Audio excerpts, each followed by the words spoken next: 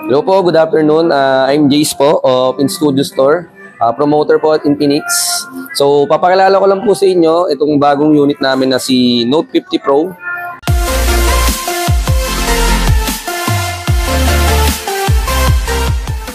So, unbox po natin siya.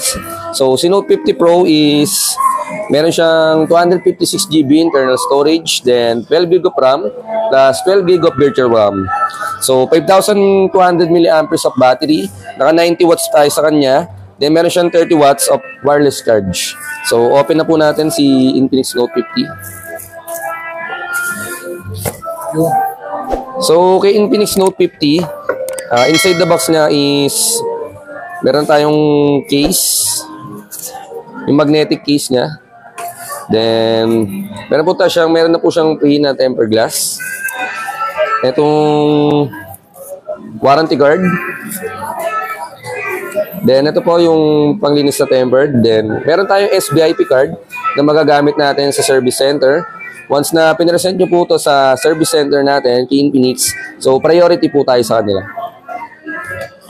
Magandang advantage yan, no? Para sa mga... Yes, sir. Yes, sir. So, open na natin si Infinix Note 50 Pro.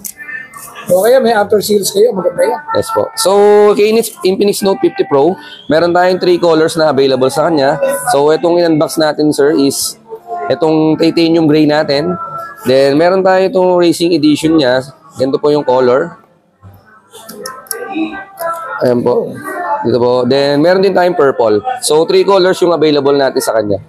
So, check pa natin inside the box. Ito po. May kasama na siyang 90 watts na charger. Mabilis. Yes po. Oo. Then, yung wire niya na Type-C. Ito, sir. Type-C to Type-C. Hindi po. USB to Type-C pa lang po siya. Unlike po dun sa dati natin na Note 50 Pro plus 5D is Type-C to Type-C na siya. Dito po kay Pro natin is naka 90 watts with Type-C and USB port lang po. So, dito kay Infinix Note 50 natin, pakita ko lang po sa inyo. Meron nga po siyang 256GB of RAM, 5,200 mAh of battery. Pinaka-highlight po sa kanya ngayon is itong design niya na naka-aluminum alloy bezels, which is usually sa other brand is mabibili nyo lang siya mga 25K po, may get. So dito kay Infinix makakabil na tayo ng 11,999 dito kay Note 50 Pro. Then naka-dual speaker na rin po tayo sa kanya. JBL, no? JBL sounds na din po. Oh. Then triple camera po. Triple camera tayo. 50 megapixel plus 50 megapixel OIS cam. Then 8 megapixel po sa depth sensor natin. Then pagdating naman po sa front camera niya, naka 32 megapixel tayo sa kanya. So check natin yung camera niya. So meron na po siyang 0.6. Meron na siyang 0.6 sa camera. Then sa AI cam niya, yung front camera natin is ito. 32 megapixel po. Meron na rin po siya mga template sa vlog. Yeah. Yan po yung mga template natin na pwede nyo gamitin. Kung may hilig pong mag-vlog, yung mga mag-aabil nito. May mga template na siya na pwede nyo gamitin. Na naka-indicate na po dito mismo kay Infinix Note 50 Pro. So, dito pagdating naman sa video natin, sa rear camera po na 50 megapixel natin, pwede tayong naka 2K resolution with 30 frames per seconds po. Wow. Yes po. Napaka-remarkable sa presyo niya, no? Yes po, yes po, yes po. Then, kung uso po ngayon yung mga dual video, capable na rin po dito kay Note 50 Pro natin. Dual video, parang video call. Then, pwede siya pagpalitin na ganyan. Front and rear, nagana po siya parehas. May stabilizer siya. May stabilizer din po. Oh.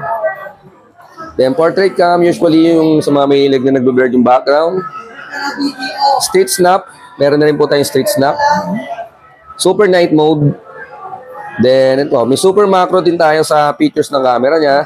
Slow motion, time lapse, AIGC portrait, sky shot. Then, yung pro features natin. Then, panorama po. Then, ito po yung isang highlights din po natin, yung sa documents. Once na nag-capture tayo, limbawa po dito, ito lang yung capture natin. Scan. Opo, scan siya. Once na ito yung kinapture lang natin sa kanya. So, mismo ito lang po mismo yung document na to, makaka-capture po ni Infinix Note 50 Pro. Kaya naman, hindi mo na kailangan mag-crop? Yes po, hindi nyo na kailangan mag-crop. Nag-automatic na po sa documents na special features po sa camera ni Note 50 Pro. Ayos yun ha. Yes po. Oo. De- For practicality, okay na okay yan. Yes po. Oo. So, dito po kay Note 50 Pro, makikita nyo sa display natin is naka Super AMOLED display tayo with 144Hz screen refresh rate. And kung mahilig po sa gaming yung gagamit nito, marirecommend ko na rin po siya because tayo po sa kanya is naka Helio G100 Ultimate po yung processor natin. No, dito po sa mode of payment natin, Infinix Note 50, pwede po tayo sa cash, pwede rin pong through installment via home credit, or pwede rin po tayo ng credit card. Installment po via credit card. Previous, punta na lang dito. So sa previous po, punta lang po kayo dito, pwede po namin kayong bigyan ng earbuds previous. Then inside the box naman po niya, meron na po siya kasama din po na case and tempered glass. Pati po yung charger po natin. So sa mga gusto mag-avail po dito ng ating Note 50 series, available na po siya dito sa in-studio store natin. Hanapin niyo lang po ako. Ako po si Jace, promoter po of Infinix. Dito po sa in-studio store, or si Jeffrey Galeste po, na partner ko po sa Infinix Kiosk. Dito po sa SM Rosario. Available din nga po pala dito sa in-studio store SM Rosario ang ibang Note 50 series natin na si Note 50 8,999 po ang price niya, and si Note 50 Pro Plus 5D po na 17,999. Dito lang po, visit lang po kayo dito sa in-studio store SM Rosario.